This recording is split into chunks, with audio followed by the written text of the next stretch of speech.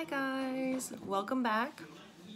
So I'm gonna pick up where I left off, I think it was last week or the week before, where I was going to deliver the twins, and as I was leaving to go deliver, my son said mama for the first time since he was 11 months and 11 days old when I went to go deliver the girls. So long story short, we went into the OR to deliver the twins through a C-section. And after they numbed me up from the chest down, they allowed my husband to come in. And the way the babies were positioned, baby A was in position for vaginal delivery, which obviously we couldn't do because of them being mono twins. And baby B was on my upper right hand side. So when we went in there to deliver, we already knew the names that we were going to use for the girls. So baby A was going to be Cora and baby B was going to be June. So when we went in there, we had a game plan. Yeah, a game plan, right? We had a game plan that we wanted them to let us know, okay, which baby did you take out first, the one on the right or the one on the left? So when we went in there, of course, my nerves are through the roof at this point. I was so nervous. And we went in there, they numbed me up, I laid down, my husband came in, and then they started a C-section. And when they opened me up, they delivered baby B first, who is now baby A, which is June. And when we heard her cry, it was the most amazing sound of relief and just, whew, she's okay. And I started tearing up. My husband was tearing up. It was just such an amazing moment. And a minute later, they delivered Cora, who's now baby B, and we didn't hear her cry. So of course, as you can probably imagine, everything's running through my head. My heart is racing. And I squeezed my husband's hand. I said, go check on her. So he stood up and the nurses gave him a thumbs up like she's okay. And they were, you know, giving her oxygen, working on her, but they said she was all right. And he asked, did she even cry? And they said, yeah, it was very faint, but she cried. So at that point, you know, they got them cleaned up. They wrapped them up real quick. I saw them for maybe 30 seconds. I saw June first. I gave June a kiss first, and then they took her over to the NICU. And then they brought Cora over. I gave her a kiss as well, and then they took her up to the NICU. So Darius followed them up to the NICU, and I went into recovery. An hour later is when I finally was able to see my husband. He showed me pictures. I was able to see the photos of their cords that the doctor took, or the surgeon. This doctor was like, these are one of the most entangled cords I've seen in a long time. So it's a good thing that we delivered when we did. So they took the gurney, which I was on, the bed, up to the NICU, and they said, okay, you know, we're going to take you up there. You can see the girls, but you can't touch them. And I'm like, what? And I was like, okay, well, why not? They said their skin is so sensitive that it would actually stimulate them too much, and their skin is so thin that it, you know, could possibly, you know, hurt them. So I'm like, all right. And I said, so what can I do? They said, all you can do is put your hand on their diaper. And I'm like, okay.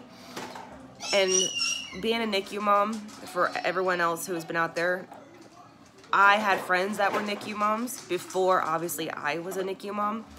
And yeah, my heart went out to them, and I tried to empathize with them so much. I could only imagine what they were going through. And after having twins in the NICU, I can't even explain the emotions that go into it. The fear, just every single thought that goes in your head, seeing all the other NICU babies in there, seeing what they're going through. And I really give a lot of praise to all the moms out there who had babies in the NICU. It's not an easy thing to go through. And congratulations for you guys that were able to go through it and be strong.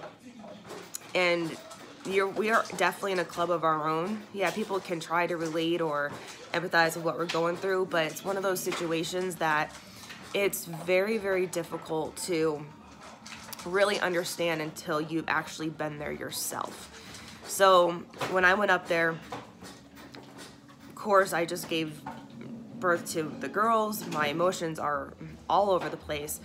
and all I can do is put my hand on their diaper.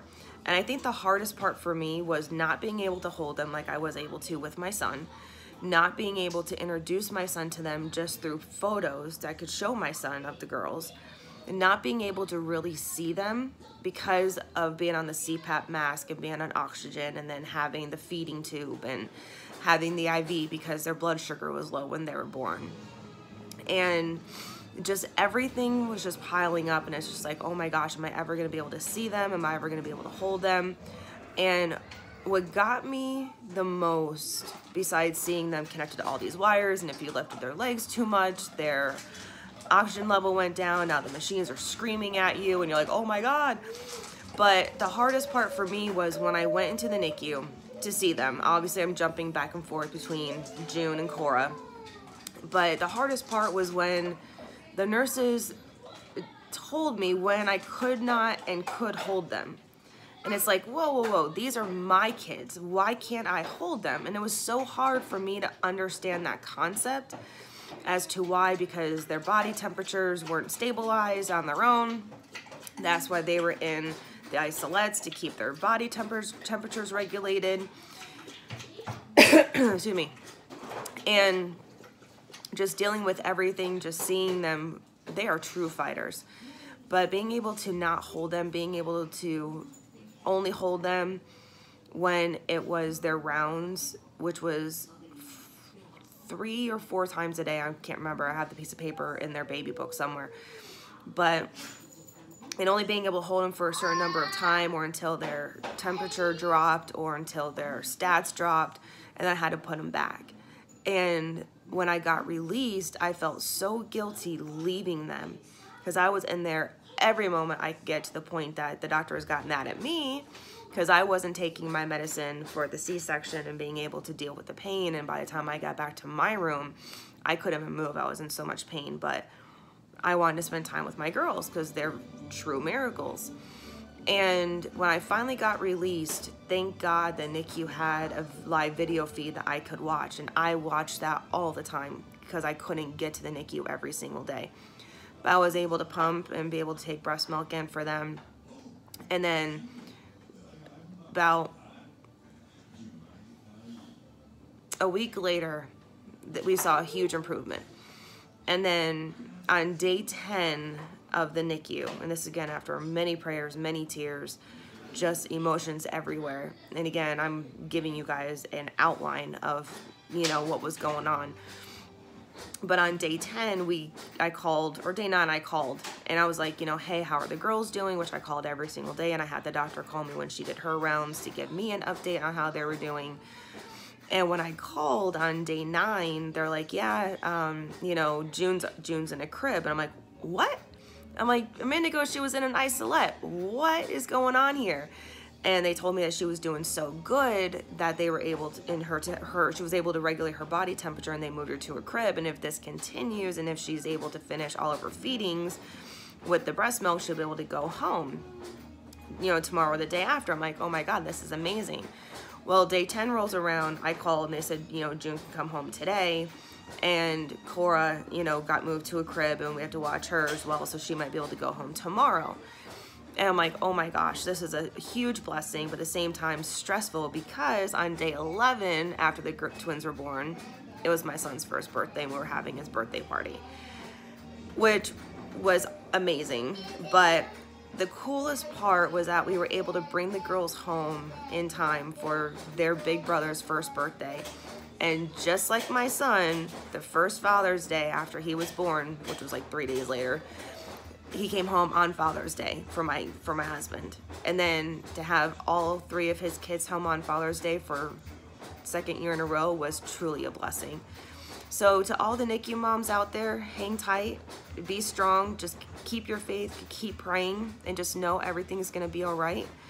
Because yeah, things got very scary for us with the jaundice and with the lights, and you know, not knowing what was going on, and you know, taking 3 steps forward and then 2 steps back. You're like, what is happening here? It's just so overwhelming. Stay strong. Okay, I know it's not easy, but we're definitely in a club of our own. And if you guys ever want to reach out to me, please message me. And I'll be more than happy to talk to you more in depth as to what the NICU life was like for us and how it was a huge struggle for us, not only financially, but emotionally, trying to get there every single day, feeling guilty for not being able to get there because we didn't have the gas money, because the hospital was over a half hour away. So if you guys need support, reach out to friends and family. They're definitely there to help you. I know they can't really understand what you're going through unless they've walked in your shoes, but I've been there with 2. So if you guys ever need someone to talk to, reach out to me and I'll be more than happy to talk to you. So again, guys, take care, be strong, and God bless you all. Please subscribe and I will be back next week. All right, take care. Bye.